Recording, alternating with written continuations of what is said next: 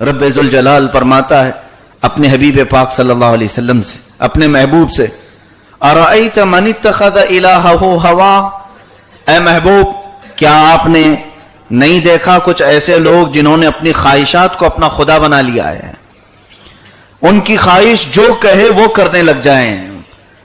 خدا کا مطلب یہ ہوتا ہے جس کی فرمانبرداری کی جائے، جس کی اطاعت کی جائے، ہماری طبیعت جو چاہے وہ کرنے لگ جائے، تو ایسے بندے کو رب تعالیٰ فرماتا ہے یہ خواہشات کا پیروکار ہے، ان خواہشات کا بندہ ہے، اس نے اپنے نفس کو اپنا معبود بنا لیا ہے۔ حدیث پاک رسول کریم صلی اللہ علیہ وسلم ارشاد فرماتے ہیں جھوٹے خداؤں میں جو دنیا میں بنے ہیں، جھوٹے خدا جو لوگوں نے بنا رکھے ہیں، پتھروں کے بنائے ہیں، درخت کو بنائے ہیں، حتیٰ کہ ہمارے ملک میں کوئی چیز باقی بھی نہیں رہی ہوگی جس کو خدا نہ بنایا گیا ہو، ہر چیز کو، چوہا، بلی، جانور، سارے تو خدا ان کے سامنے بن گئے۔ رسول کریم صلی اللہ علیہ وسلم ارشاد فرماتے ہیں زمین پر لوگوں نے جن کو خدا بنایا ہے ان کی اگر تعداد دیکھی جائے، سب سے زیادہ کس چیز کو خدا بنایا گیا، یعنی ہندوستان میں کیا کسی پتھر کی مورتی کو سب سے زیادہ پوجا جا رہا ہے، یا پھر کسی درخت کی سب سے زیادہ عبادت ہو رہی ہے، یا پھر کسی سانپ، بچھو، جانور کی سب سے زیادہ عبادت ہو رہی ہے؟ دنیا میں کون ہے؟ رب ذوالجلال حقیقی خدا ہے، میں جھوٹے خداؤں کی بات کر رہا ہوں جسے لوگوں نے بنایا۔ اللہ کے نبی صلی اللہ علیہ وسلم فرماتے ہیں جھوٹے خدا جنہوں نے انسانوں نے بنایا اس میں سب سے زیادہ اگر کسی کی پرستش ہوتی ہے، پوجا ہوتی ہے، تو وہ نفس کی ہے، اپنے خواہشات کی ہے۔ تقریباً انسانوں نے اس نفس کو اپنا خدا بنا لیا ہے، جو یہ چاہیں وہ کرنے لگ جائیں۔ میرے عزیزو، اس نفس امارہ نے آج کہیں کا نہیں چھوڑا۔ میں تاریخ کے اوراق پڑھ رہا تھا، عیسائی اور یہودیوں میں کچھ مشنریز کام کرتی ہیں، ان کا صرف ایک مقصد یہ ہوتا ہے کہ دین سے جو متعلق بندہ ہے اسے دور کر دیا جائے۔ اس پر تو وہ لاکھوں کروڑوں خرچہ کرتے ہیں۔ عیسائی تو تبلیغ کرتے ہیں، عیسائیت میں بلاتے ہیں، یہودی تبلیغ نہیں کرتے لیکن خراب کرتے ہیں۔ 25 عیسائیوں کی جماعت نے ایک چھوٹا سا لٹریچر جس میں مضمون میں یہ لکھا ہوا تھا، ان پر ان کی جماعت نے کئی کروڑ خرچہ کیے کہ مسلمانوں میں سے یا دوسرے لوگوں میں سے تبلیغ کر کے انہیں عیسائی بنایا جائے۔ تو انہوں نے تقریباً 10 سال خدمت کی ہے کئی ملکوں میں۔ خاص طور پر وہ عراق کی بات لکھتے ہیں کہ 10 سال تک 25 ایسے اسکالرز کو چھوڑا گیا تھا تبلیغ کر کے تم انہیں عیسائی بناؤ، لیکن 10 سال کے اندر انہوں نے کسی کو عیسائی نہیں بنایا۔ واپس 10 سال کے بعد رپورٹنگ کے لیے جب اپنے وہ گرو گھنٹالوں کے پاس بیٹھے ہیں تو ان کی سرزنش ہو رہی تھی، ان کو ڈانٹ پڑ رہی تھی، تمہارے اوپر کروڑوں کا خرچہ ہو گیا 10 سال میں، تم نے ایک بھی عیسائی نہیں بنایا۔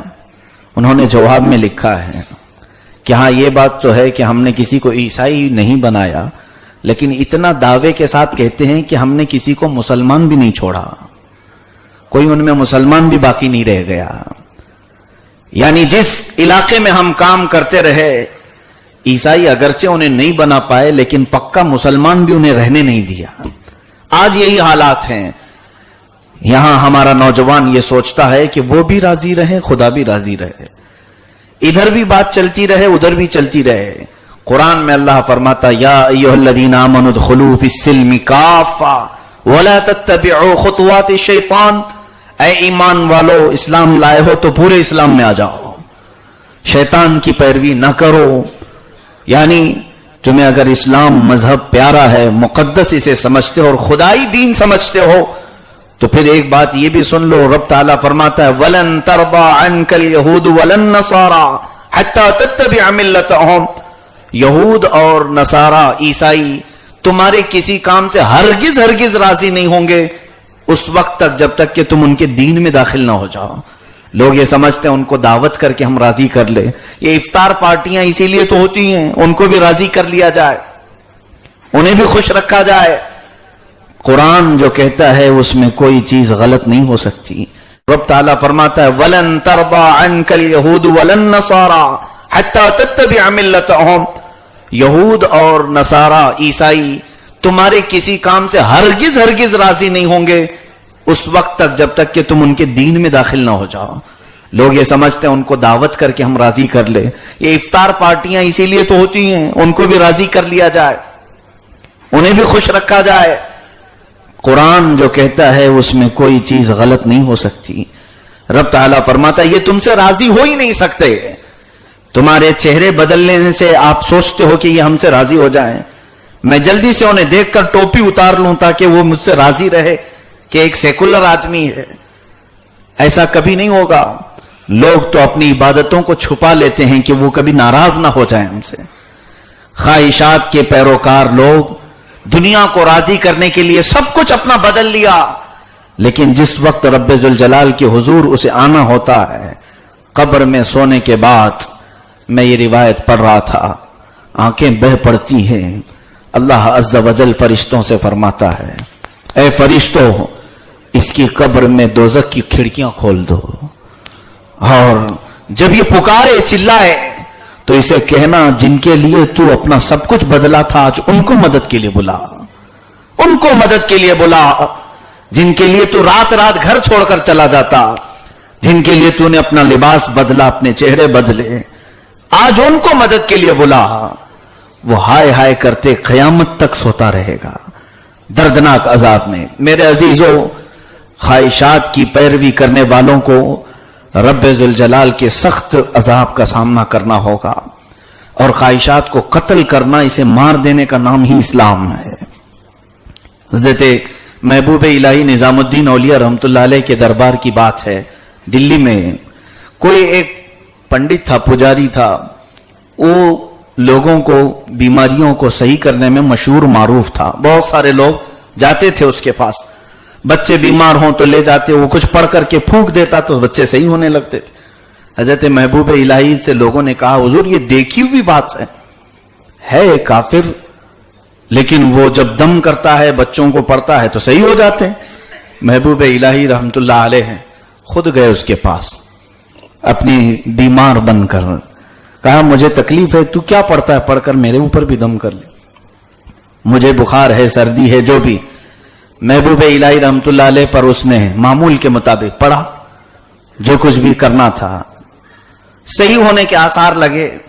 तो हज़रत निजामुद्दीन औलिया ने पूछा, बता तेरा क्या ऐसा अमल है कि जुबान से पढ़ता है तो सही हो जाता है, ऐसा कौन सा अमल है तेरा? सुनो मुसलमानों, तपस्या करने वाले लोग होते हैं, इनमें भी।